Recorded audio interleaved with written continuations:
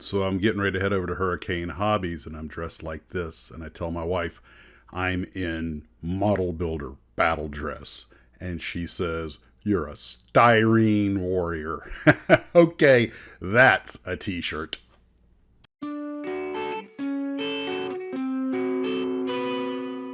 Well, hello, Blue Troopers. Max and Max's Models here. And after running over to Hurricane Hobbies to get some paint for the Jeep, I got back to the Tarbus and got to work on it. One of the things I discovered was the black radiator is on certain versions of the Jeep. The one I'm doing should have been olive drab all the way across. So sometimes I feel like I'm just running in place. And, you get that feeling. So I got it masked off and repainted, and that was really no problem. And while I was playing with the paints, I said, okay, it's time to go ahead and paint the seat cushions and everything because they need to be a different shade. They're normally lighter, partly from fading in the sun, and also that canvas doesn't hold the same, color that metal does. So it was a day of largely pre-painting stuff and getting things taken care of. I also had to put together the front grille and radiator cover or shroud, and which included some extremely tiny parts, a radiator frame brace, and also a couple of little low visibility lights that go underneath the regular headlamps. So that's actually, despite the large scale of the model, that's actually pretty tricky. Those parts are small. So got that set, got it all cleaned up, and it was time to mount both the firewall and the radiator. It's time to get some of the fiddly parts like the pedals and things like that, but they have you doing it while you can get to it. And then it was time to mount the firewall. That actually went in without too much trouble, but then it also came time to mount the front grille to the radiator and the quarter panels. And unfortunately, one of the quarter panels was out of alignment, and this is where things really started to go downhill. As I tried to ease it back into place, one of the wheels popped off because you have to put where you had to put pressure. That wasn't a big deal, but then snap, crackle, pop, and the entire quarter panel has popped loose. And while I was handling it, the other quarter panel popped loose. And so now I've got the firewall in, and I wound up having to take out the firewall, take everything off, and start over again. And now you've got areas that have already been glued to, so you got to clean everything up. It was a chore. So finally, with a lot of work, I got it essentially straight lined up. And I'm like, okay, I'm going to get this tape to hold everything in place until it bonds. While I was doing that, I'm going to go play with something else so I keep my hands off of it. So I started that Retriever rocket, the Glencoe kit. I'd wanted one of these for a long time, and I finally got around to getting it. It's not a particularly tough kit. Do read the instructions because there are some little gotchas in there. One of the things is these rings, the inner ring and the outer ring, have to be in a specific order so that the holes for the engine that go on back will align up properly. So it's an easy one to make some things wrong. Normally it tells you to go ahead and put in some of the glass before you put it together, but I want to wait until I get it sanded down and everything. So I'll be doing like I did with the TWA rocket and from Tomorrowland and putting the glass parts in after I get this all put together and filed down. I did get some of the tanks just glued together, let that harden. They'll have to be sanded and primed and everything. You can just leave it white. This is made to be an easy kit for kids to build, so you could just leave it in color, but we're kind of beyond the big seams and everything. We want it to look good, so that means priming and painting. Unfortunately, it's got a big step, and yes, I made sure I had everything mounted correctly, but there's a very noticeable step on one side that's going to have to be filed down. And if you want to make it something really nice, it's going to take some work. And the TWA rocket is the same way. So that's just one of those things that, hey, it's model building. If you want to make something out of a basic kit to look really, really good, these are old molds.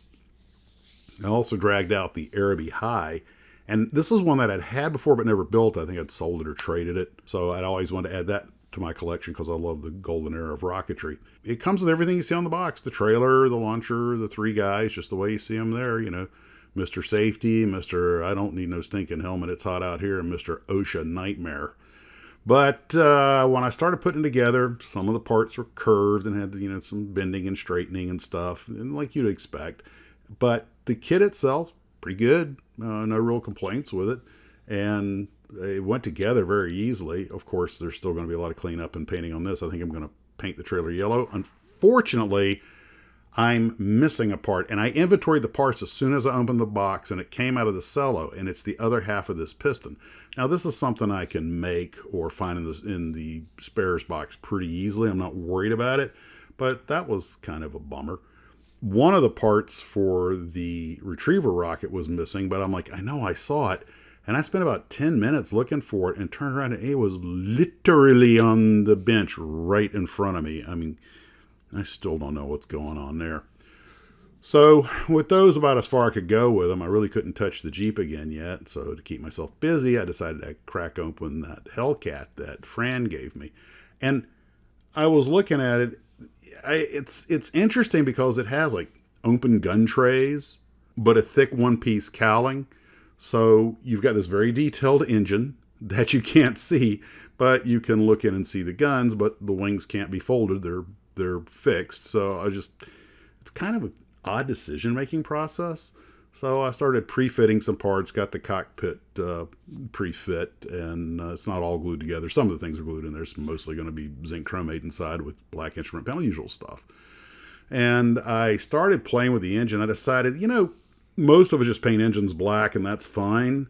But really, a lot of times, depending on where you get them, airplane cylinders have often painted crankcases and stuff. So I've seen a lot of Navy aircraft that had like gray crankcases, and the pistons were more of a metal silver color or sort of a gunmetal. It just depends on the lighting and everything else. So I decided to play with some lacquers that I've had for a long time. This is the lacquer gunmetal, and I thought, let's just see how that looks. So first I just put it on the naked cylinders, put about 3 coats on there, and I don't know how accurate it is, but it looks pretty cool.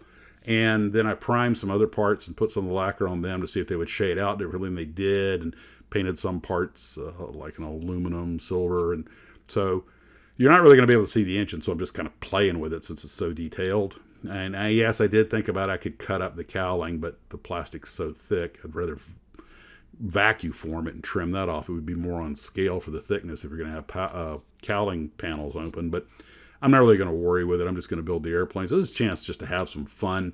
Once the cowling goes on, all sins are covered. And that was basically how the day went. I went back to the Jeep, and it still needed some adjusting. And what I wound up, I finally found one way I could clamp down the radiator, the fender, and everything stayed in place.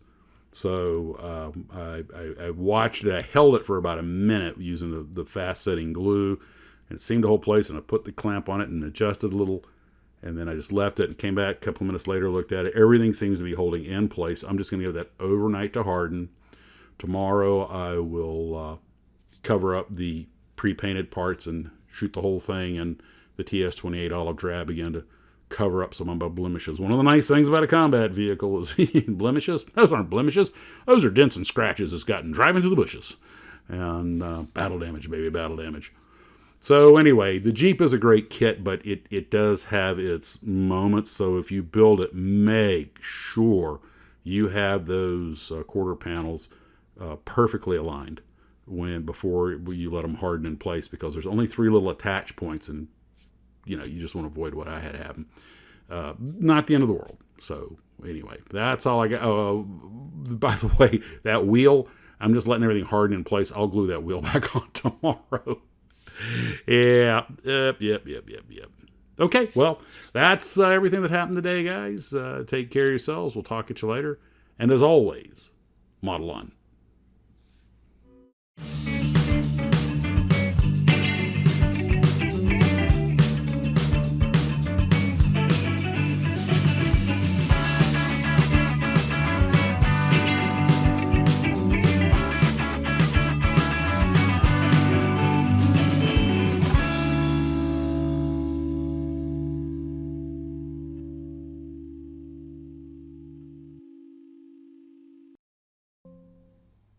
Hey guys, the video for Max's Models is over for the evening, but I know a lot of you are cat fans and actually have cats as pets, or more to the point, I suppose, your cats have their humans. So my wife and I went to a cat cafe, and if you're not familiar with those, they're basically very nice rescue shelters, and they have all kinds of cats up for adoption. So I just took some pictures and a little bit of video, and just thought, for those of you who want some soothing cat photos, unfortunately caught them at nap time, but here you go.